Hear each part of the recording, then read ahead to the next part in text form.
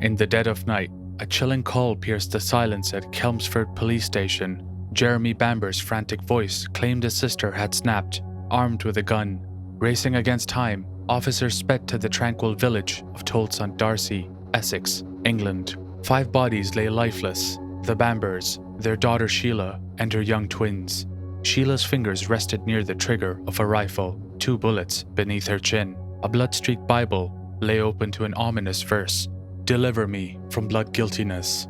Was this exactly what it looked like, or something far more sinister? The White House farm murders of 1985 would unravel into one of Britain's most controversial cases, stirring a trail of accusations that live on to this day. Hello, and welcome to my channel. Please be aware that in this video, we discuss people's struggles with mental health. Now, let's lift the thin veil.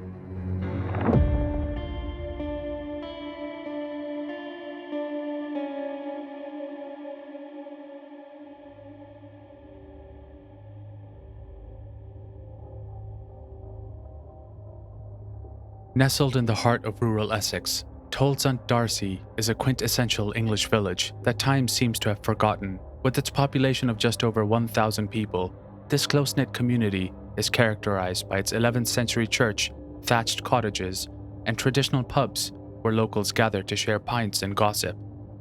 Surrounded by vast stretches of farmland and marshes, the village exudes an air of isolation and insularity. Just a stone's throw away lies White House Farm, the setting of our story, and home to the Bamber family. The Bambers were a wealthy family and were well respected in their local community.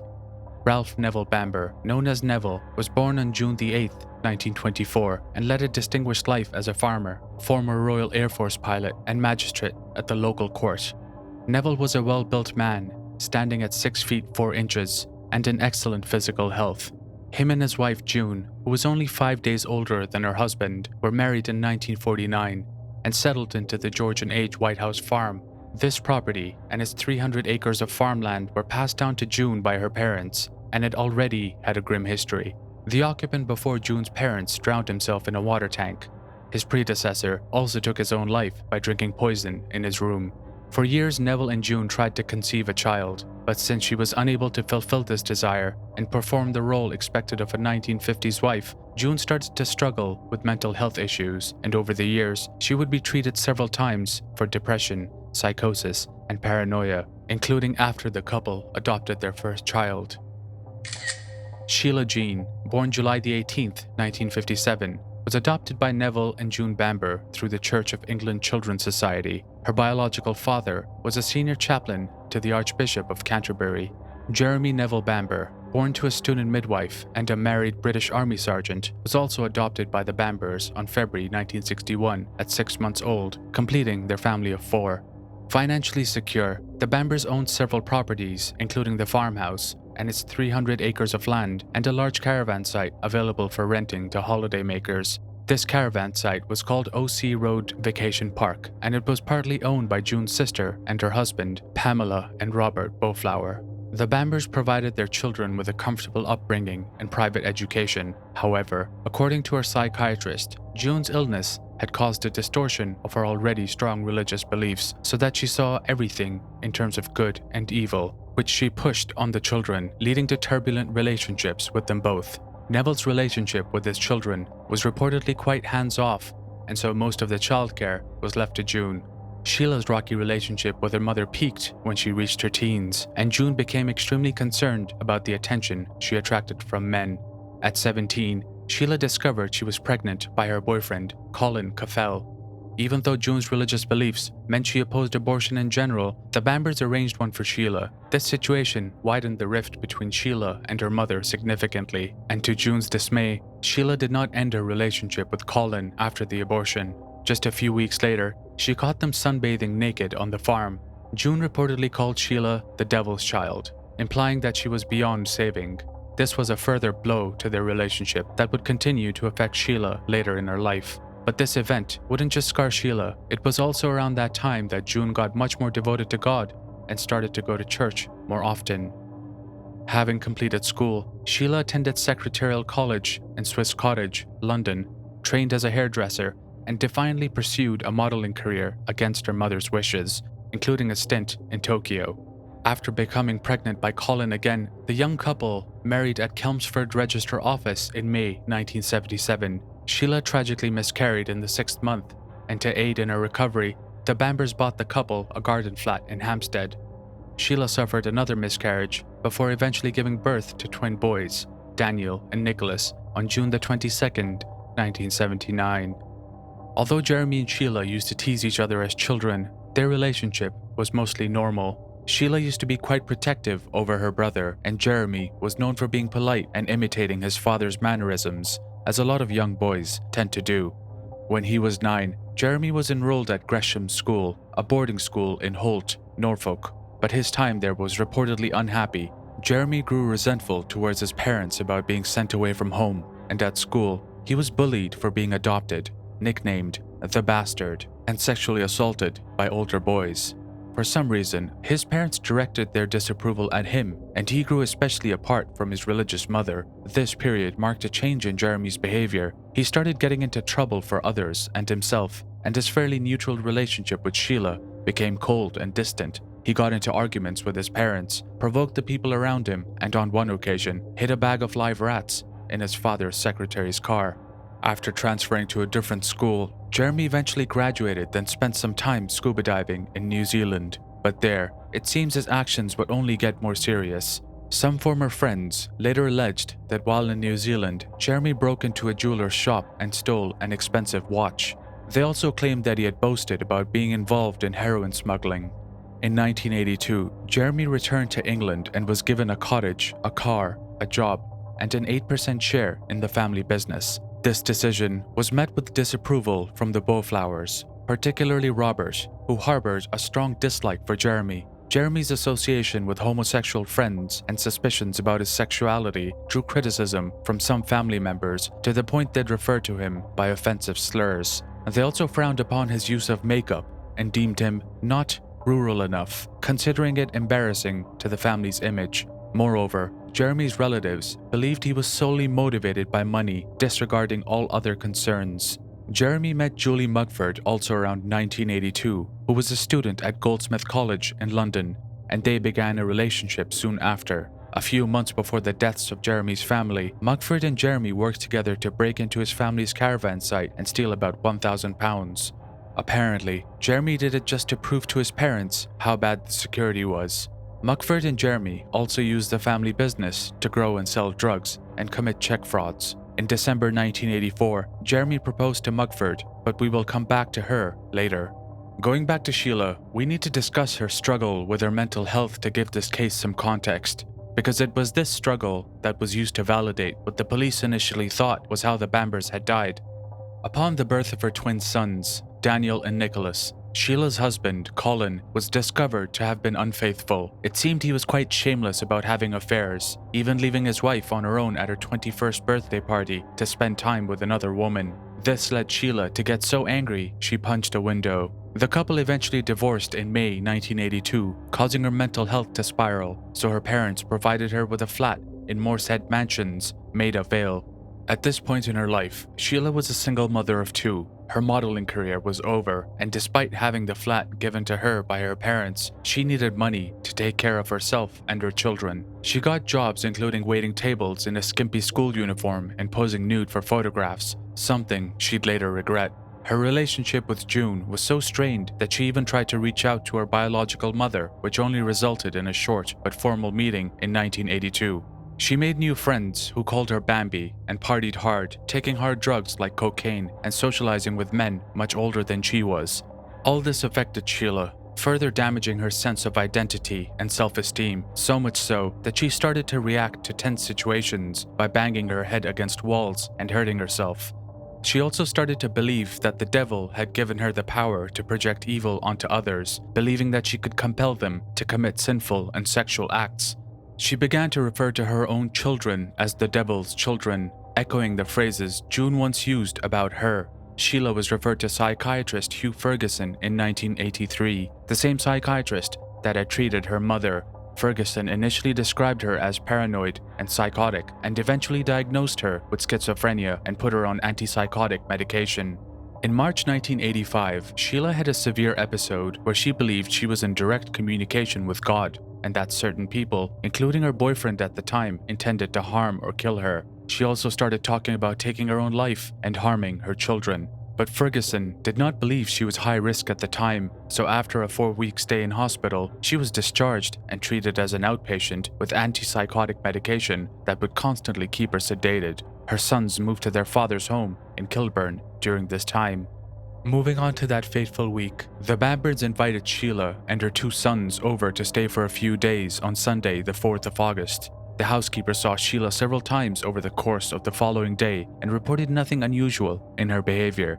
On the Tuesday, Sheila was seen with her children on numerous occasions by 2 farm workers, Julie and Leonard Folks, who said she seemed happy and all was apparently well. Keep the following in mind because it is relevant later. That night, Jeremy visited the house and left in a hurry minutes later at around 10:30 p.m.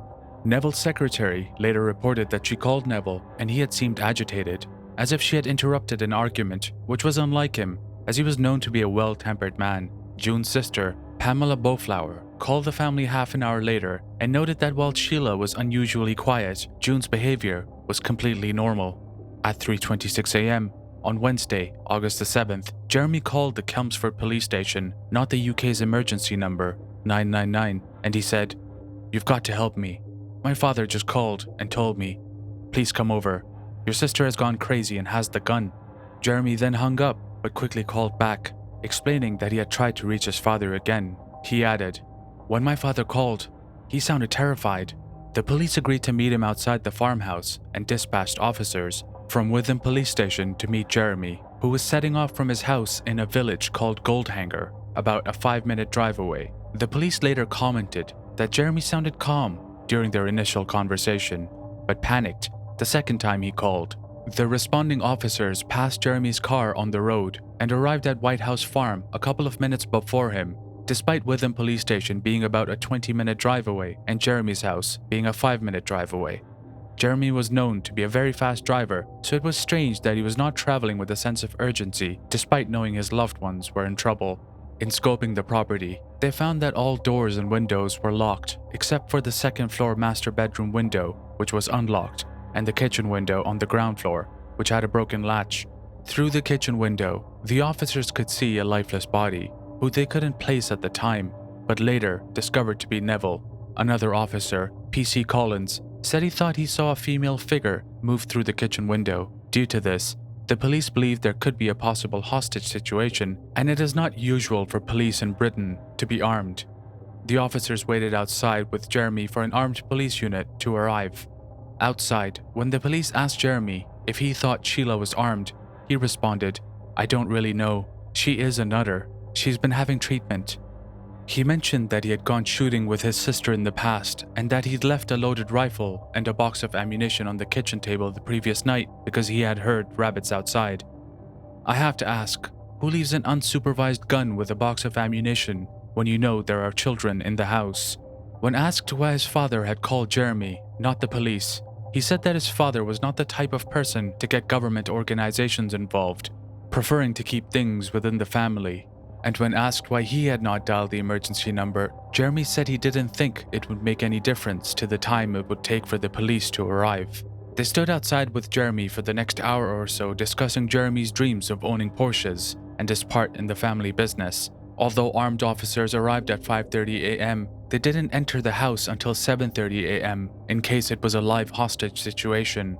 One of the first to arrive with the armed police was Detective Chief Inspector Thomas Taft Jones, the lead investigator in this case. He found that the inside of the house was a bloodbath. In the kitchen, Neville was slumped forward on an overturned chair next to the hearth. He had been shot 8 times, 6 times in the head and face at close range, and twice from at least 2 feet away. A violent struggle had clearly taken place. Around him were upturned chairs and stools, broken crockery, and the butt of the rifle. Sugar was spilled all over the kitchen floor, and spots of blood flecked the ceiling. On his head, Neville had 2 wounds where he had been knocked unconscious. He also had wounds on his lips, neck, and throat, as well as a fractured jaw and broken teeth. On a surface close to him lay a cream rotary phone with the receiver off the cradle. Next to it lay a number of .22 shells. The scene indicated that Neville had been shot 4 times upstairs, then managed to crawl downstairs, where a violent struggle took place, and he was shot 4 more times. Daniel and Nicholas were found in Sheila's old bedroom. Daniel had been shot 5 times in the back of the head, and Nicholas 3 times. In the main bedroom lay the bodies of June and Sheila, and under the bed, June's dog, Crispy, was alive but cowering in fear. June lay in the doorway in a blood-stained nightdress. She had been shot 7 times, twice in the head and the rest in the neck, forearm, chest, and knees. Lying next to June was Sheila, also in her nightdress with a rifle on top of her, finger next to the trigger. Between them lay June's Bible. Of all the bodies, Sheila seemed the most ominous, particularly due to the open Bible with the blood-streaked verse in Psalms 51:14, "Save me from blood guiltiness."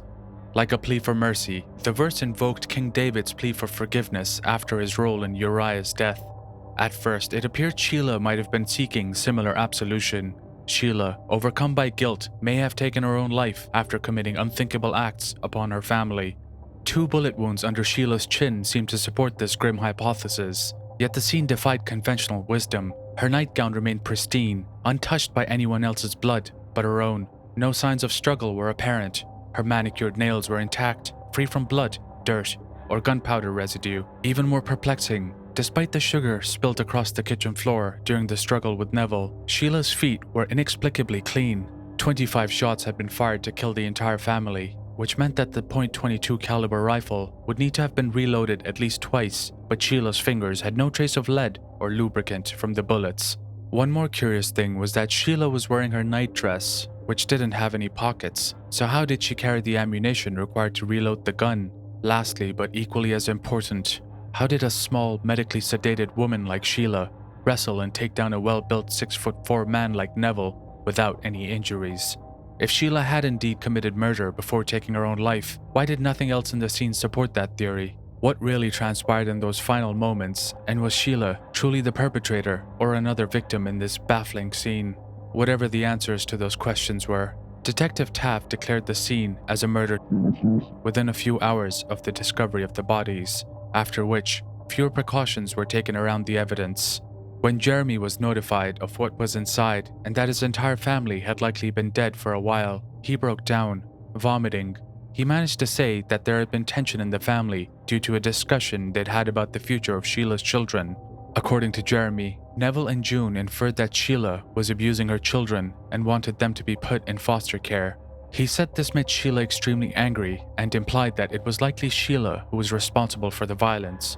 Shortly after he was told about his family's fate, Jeremy called his fiancée, remember, Julie Mugford, and she later claimed that he sounded disjointed and worried, or at least that is what Mugford would tell the police initially. The police and the media quickly dished out the theory that Sheila had taken the lives of everyone else in the house first and then her own. The press went wild under such headlines as "Farmhouse of Death" and "That Girl Kills Twins and Parents."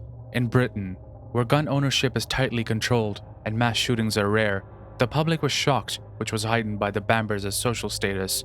People were easily convinced that her struggle with her mental health led her down the grim path to taking the lives of her parents and her own children. Case presumed closed, the house was cleaned up within a few days. The police did not bother to thoroughly collect or analyze the evidence, burning any bloodstained furniture to spare Jeremy further trauma. A few samples of wallpaper and carpets were taken and stored for weeks, and blood samples were taken from the deceased. Jeremy wasn't cross-examined, nor was he asked to submit his belongings for any analysis until about a month afterwards. There were no notes taken of any of the conversations he had with the police on the night of the incident. The police handled the rifle without gloves, not examining the weapon for several weeks. Jeremy had the keys to his freshly cleaned family estate within 3 days of losing his family. Detective Taft was so confident in their conclusion that in a meeting, when Jeremy's cousins suggested that Jeremy might have had a motive as well, he ordered them to leave his office. His cousins were, of course, referring to the fact that Jeremy stood to inherit a share equivalent to about £435,000 of the family estate, worth about £1.5 million or $2 million in 2024. What puzzled June's sister, Pamela Bowflower, was that, according to her, Sheila didn't know how to handle a gun, let alone an Aunt Schutz's .525. This was a rifle meant for hunting, which is considered hard to load, and has a maximum capacity of 10 cartridges. Her aunt could not see how Sheila could have fired 25 shots that night by herself. Visiting the farm 3 days later with her family, including her children, David Bowflower and Anne Eaton, they found a silencer in the cupboard and scratch marks in the red paint on the underside of the mantelpiece in the kitchen. One thing they'd find on the silencer is red paint streaked on the edge, and also what they thought was blood in the silencer. But they wouldn't hand this over to the police until August the 12th, so we will come back to the silencer later. Pamela also believed that Sheila did not have a violent bone in her body.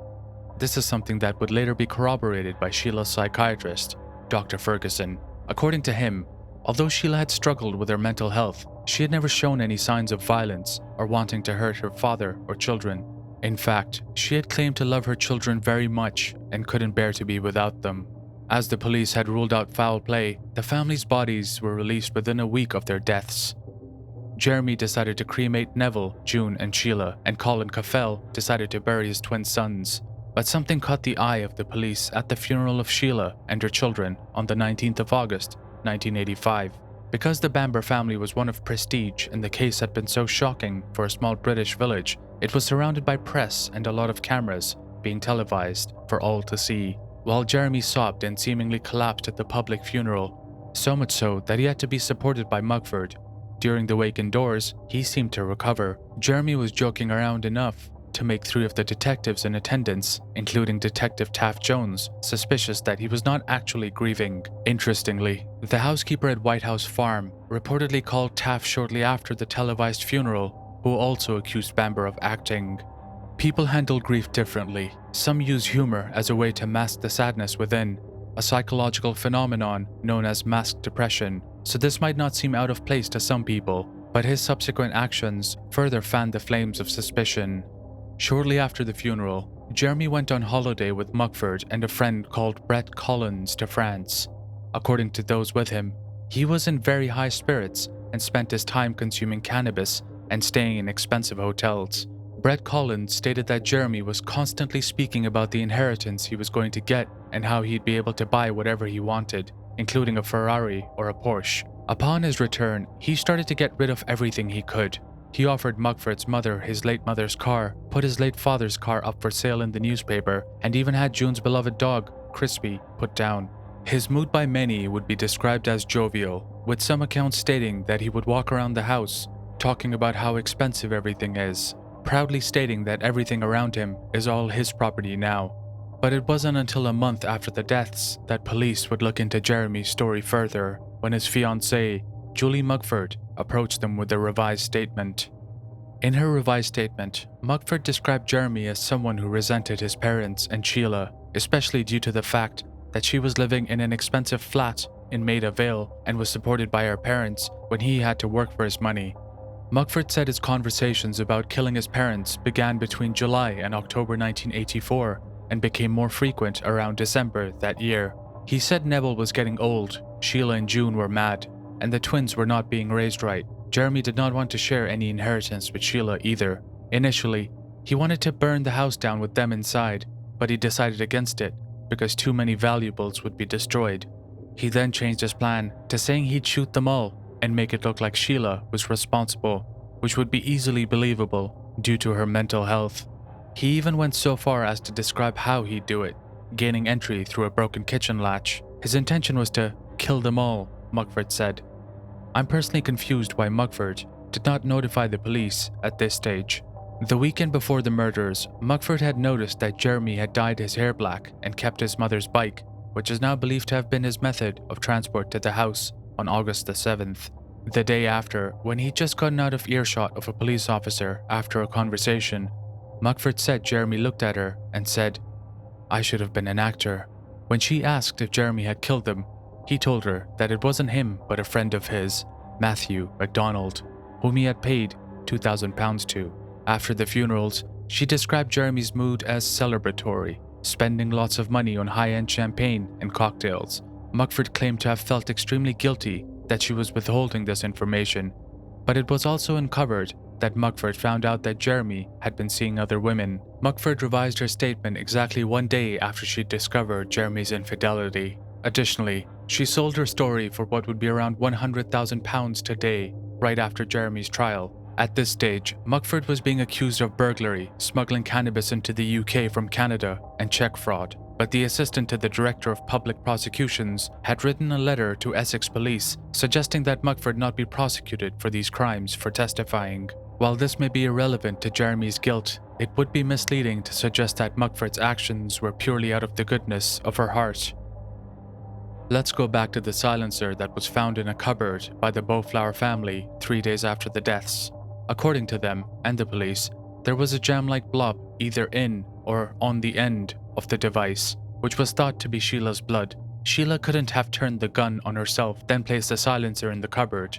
Additionally, with the silencer fitted, the gun would have been too long for Sheila to use on herself. Her finger would not have been able to reach the trigger. Lastly, it was determined by a local gun expert that fitting a silencer on that specific rifle is not an easy task. Someone with a lack of experience with the gun, someone like Sheila, would not have been able to do it with ease. The circumstances surrounding the bizarre way the silencer was found and handled raises some questions, however. According to police reports, the White House farm cupboards where the silencer was found had been searched by the police on August the 7th, and nothing had been found. Yet somehow, David Bowflower managed to find it. There was also the fact that it was stashed for almost 3 days by the Bowflower family in a wardrobe drawer, completely unprotected. Deputy Sergeant Stan Jones eventually came to pick up the silencer. He was well acquainted with Peter Eaton, Anne's husband, and shared a bottle of whiskey with him before taking the silencer back to the police station to submit it as evidence. When Jones did arrive back at the station, he stashed the silencer away in his drawer until the next morning. The next morning, before he handed it to another officer to submit it to forensics, they noticed a grey hair in the muzzle end, but by the time the silencer got to the forensics lab, the grey hair was gone. In the forensics report, the grey hair was described as Neville's, suggesting that it was used to strike him on the head, even though this was never tested for. Forensics did determine that the blood in the silencer was the same group as Sheila's, but also said that there was a possibility that it could be a mixture of Neville and June's. There are other inconsistencies as well, which I feel are worth mentioning here. Some of these were uncovered decades after the trial, but I think it's important you know how careless the police were with this case before we discuss Jeremy's arrest and trial. Going back to the crime scene, we must consider the officer who initially reported seeing a female figure, but later retracted his statement. The significance of this potential sighting cannot be overstated, as the presence of another person in the house while Jeremy was outside with the police would have dramatically altered the case's outcome. The fact that the blood on Sheila's body had not congealed by the time police entered the house raises questions about the timeline of events. There could be a number of reasons for this, but if true, it could also suggest a scenario where Sheila shot herself in the kitchen just as the police arrived, then ran upstairs to the bedroom to fire a second, fatal shot before collapsing beside her mother. We've already discussed the circumstance of how the silencer was found, but there have also been other allegations of police misconduct and evidence tampering which have cast doubt on the integrity of the crime scene. An early photograph of the scene shows the rifle propped against a window rather than beside Sheila's body, and conflicting police logs present inconsistent accounts of the scene. One officer noted that Sheila's body position in crime scene photos differed from his initial observation, stating her head appeared too close to the bedside table and the gun's position had changed. Another officer, inspecting the room earlier, recorded the rifle by Sheila's right side and not on her body. The placement of the gun is relevant to the scene and forensic evidence, but the details would be a bit too graphic to discuss on this platform. Further inconsistencies emerged regarding the scratch marks on the mantelpiece.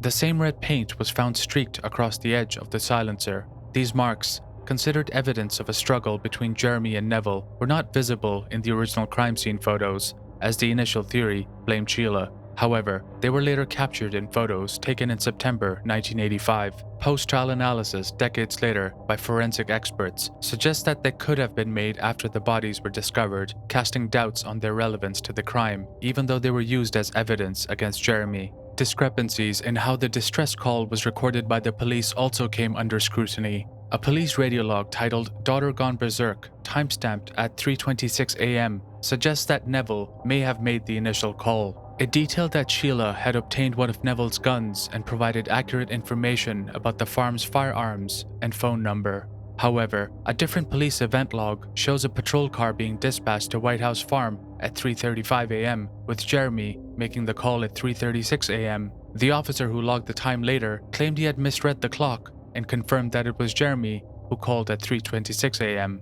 The confusion became significant because Jeremy and his defense argued that if Neville made the call at 3:26 a.m., it would support the theory that Neville reported the incident before Jeremy, meaning Jeremy was not at the crime scene when the call came in. Unfortunately, telecom companies at the time did not keep the information needed to verify the exact timing and source of the calls.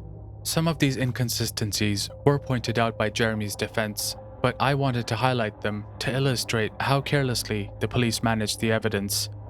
It is likely that if Neville did call the police, then there would have been blood on the phone. Neville had been shot multiple times at this point. Let's say that even if Neville did call the police before he called Jeremy, then Jeremy would not have been able to call the police 10 minutes later, considering the kitchen phone at White House Farm was found off the cradle. If the older ones amongst us remember how analog landlines work, the phone line remained open for quite a while until both parties disconnected, which means neither party is able to make a call till the party who initiated the call hangs up. Going back to what happened after Mugford revised her statement, Jeremy was arrested on September the 8th, 1985, along with Matthew MacDonald, but as MacDonald had an alibi, he was soon released. During his questioning, Jeremy was adamant that he hadn't killed anyone and that Mugford was a jilted lover trying to get revenge. He insisted that he loved his family. Jeremy also told police that Sheila was good with guns and he had gone shooting with her just weeks before the murder. He was officially charged on the 9th of September for breaking into the family campsite back in March, while charges for the murders of his family members were being built against him, but Jeremy was out on bail on the 13th of September. Jeremy then broke into White House Farm, claiming that he wanted to travel and had left his documents there, but it was actually to steal nude photographs of Sheila, which he tried to sell to a tabloid for £20,000 to fund a holiday. Upon Jeremy's return to England on September the 29th, he was arrested and charged with the murders of Neville and June Bamber and Sheila, Daniel and Nicholas Cafell. Jeremy's trial began on October the 3rd, 1986 and lasted 18 days. By the time it started, the public court of opinion had already found Jeremy guilty, and they knew him as a cold, arrogant, and sly man, an attitude that he did display throughout the trial, which made things easier for the prosecution. The prosecution painted Jeremy as a man driven by wicked desires and described how his actions on that fateful night had been choreographed with terrifying precision. They wove a chilling tale of hatred, greed, and meticulous planning, which went like this. On the night of August the 6th, at around 9:30 p.m., Jeremy visits White House Farm and instigates the argument about sending Sheila's children to foster care. This argument will be the perfect explanation for the events that will transpire. When he leaves, his parents, Sheila and her children, do not realize that it will be their last night alive. Later that night, around 11 p.m. to 12 a.m., Jeremy returns on his mother's borrowed bicycle. The caked mud on its treads is evidence, the prosecution argued, of a killer's attempt to avoid detection on well-lit roads. He slips into the sleeping house through a downstairs bathroom window and moves through to the kitchen, taking the phone off the hook. The rifle is where Jeremy left it earlier that evening. He either loaded it then or had already fully loaded it. June is his first victim, shot in her bed 4 times. She manages a few desperate steps before collapsing, but still clings on. Neville, awoken by the noise, is next. He is shot 4 times. Thinking Neville has passed, Jeremy goes into the room with the twins, 1 shot each. That's 10 shots. So now Jeremy has to go back downstairs to the kitchen to reload. Jeremy manages to slot 4 cartridges in before Neville stumbles in. The kitchen becomes a battleground, but Jeremy manages to subdue his father with the butt of the rifle, which falls to the floor.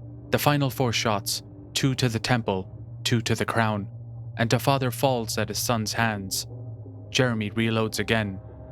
The commotion has woken Sheila up, and she drowsily enters her parents' room, confused. Seeing her mother bleeding, she tries to run out to save her children, but is met at the bedroom door by an armed Jeremy. Jeremy sees June is still alive and shoots her 3 more times, then Sheila, once in her throat, which doesn't end her. Jeremy goes back to the twins' room, 2 more shots for Nicholas, and 4 into Danielle. This element of overkill will make it easy to prove Sheila lost it completely. and took the entire family out with her. To his surprise, Sheila is not moving, but still alive. So he runs to the kitchen to reload once again, but with just a single cartridge. Any more, and it would look too suspicious. The final shot ends Sheila, but Jeremy isn't done. Now, the prosecution contended, he sets the stage for his elaborate deception. He arranges the scene to implicate Sheila as the killer. Sheila wouldn't have been able to reach the trigger if the silencer were attached, so Jeremy adapts, removing the silencer and returning it to the gun cupboard. A Bible placed near Sheila's body adds a twisted religious element to the tableau. Jeremy showers, changes into some clothes from his old bedroom, and exits through the kitchen window, carefully manipulating the broken latch to fall back into place. He cycles back to Goldhanger, leaving the death and destruction behind him. At 3:26 a.m., Jeremy makes the call that will set his alibi in motion. He tells police of a frantic call from his father, but even now, he's buying time. He doesn't dial 999. He drives slowly back to the farm. He plants seeds of doubt about his sister's familiarity with guns, making police hesitant to enter. As dawn breaks over White House Farm, 5 lives have been extinguished, and Jeremy Bamber, the prosecution argued, stands as the architect of this unthinkable tragedy. According to the prosecution, there was never a call from Neville to Jeremy. That was a lie, because Neville was too preoccupied with disarming Jeremy to have picked up a telephone and dial. Upon his cross-examination in court, there is one line that stuck out to me, which displays Jeremy's cold attitude throughout the trial. Keeping in mind this man had lost his parents and sister just over a month ago. When asked by the prosecution if he is lying about the events of the night in question, Jeremy took a sip of water and told the barrister, "That is what you have got to try and establish." This is something even the defense would later admit showed Jeremy's lack of emotions and was a blow to their case. But having a bad attitude doesn't necessarily mean that someone is guilty. The defense maintained that the Bowflowers had planted the silencer, and Mugford disliked Jeremy, and both were lying about his part in the murders. No one witnessed Jeremy cycling to and from his house in Goldhanger and White House Farm. There was no blood on his clothes. There were no fingerprints or any other signs that Jeremy had been there that night. The defense continued to blame Sheila for the incident, painting a chilling portrait of her as a woman with a troubled history and the potential to be dangerous, even capable of murder. Raised on a farm, she was no stranger to firearms. She had attended shoots in her youth, dispelling the notion that she was unfamiliar with guns. But it wasn't just her experience with weapons that raised red flags. Sheila battled severe mental illness. In a haunting revelation, she had confessed to a psychiatrist that she felt capable of killing her own children. The loaded rifle and cartridges left carelessly on the kitchen table by Jeremy might have been too tempting to resist. A recent family dispute had erupted over placing her children in foster care. Was this the final straw? A former boyfriend's written statement to the court case cast more shadow on her. He recounted a disturbing incident from March 1985 when Sheila had suffered a breakdown in his presence. In a fit of paranoia, she had beaten the wall with her fists. Convinced the phone was bugged, she ranted about God and the devil, claiming only the devil could love her. The boyfriend admitted he had feared for the safety of those around Sheila. Perhaps most tellingly, he spoke of Sheila's deep and intense dislike for June. The defense argued that people who think they're killing for altruistic reasons, especially involving children in which the perpetrator believes the victim is actually better off dead, often engage in ritualistic behavior before taking their own lives, and suggested that this could explain why Sheila might have placed the silencer in the cupboard, changed her clothes, and washed herself. It would account for the lack of lead on her hands and the absence of sugar from the floor on her feet, the defense said. And what of the blood in the silencer? The defense suggested it might have not been Sheila's at all, but a mixture of Neville's and June's. At the time of the crimes, forensic testing was not as advanced as it is today, and there was no way to prove that it wasn't Neville and June's. When it came to explaining the 2 shots under Sheila's chin, toxicology determined that there could be a chance that the first shot would not have killed her, which means she would have had enough time to put the silencer away. Ultimately, the 12-person jury was not convinced by the defense's arguments, and Jeremy was found guilty and sentenced to 5 life terms. In the UK, a life term is a rare sentence where the convict must remain in prison for the rest of their natural life. For nearly 40 years, Jeremy Bamber has insisted on his innocence in the White House Farm murders, suggesting his extended family profited from his conviction. Since convicted murderers in the UK are barred from receiving inheritance, particularly if the crime was motivated by financial gain. Ownership of the White House farm estate was transferred to the Beauflower family. Despite numerous setbacks, including dismissed appeals in 2002 and 2012, Bamber and his supporters persist. Since 2021, Bamber's legal team has presented what they claim is new, explosive evidence to the Criminal Cases Review Commission. They accuse Essex police of altering witness statements, fabricating evidence, and withholding crucial information that could have changed the trial's outcome. The Jeremy Bamber Innocence Campaign continues to push for a re-examination of his case. As the saga continues, the question remains, is Jeremy Bamber a cold-blooded killer or the victim of a monumental miscarriage of justice? I realize there are so many unanswered questions and holes in some of the stories, and due to the evidence being so terribly mismanaged, it's easy to cast doubt upon Jeremy's guilt. But I am not convinced it was Sheila. A heavily sedated Sheila would have struggled to overpower her physically fit father. The lack of forensic evidence on Sheila's body, no blood spatter, clean feet, intact nails, contradicts the scene's violent nature. So the question becomes about motive. Who had the most to gain from this? Do I believe Jeremy is guilty? My opinion is that it's probable, but not beyond a reasonable doubt. A lot of people around Jeremy had a lot to gain if he was convicted, and I can only wonder how much that was looked into. Based on what we've seen in this case, the police were not exactly working with the professionalism we should expect, and all that does is create more questions than answers. Anyways, if you enjoyed this video, then please don't forget to leave me a thumbs up and make sure to subscribe. Thank you, as always, for watching.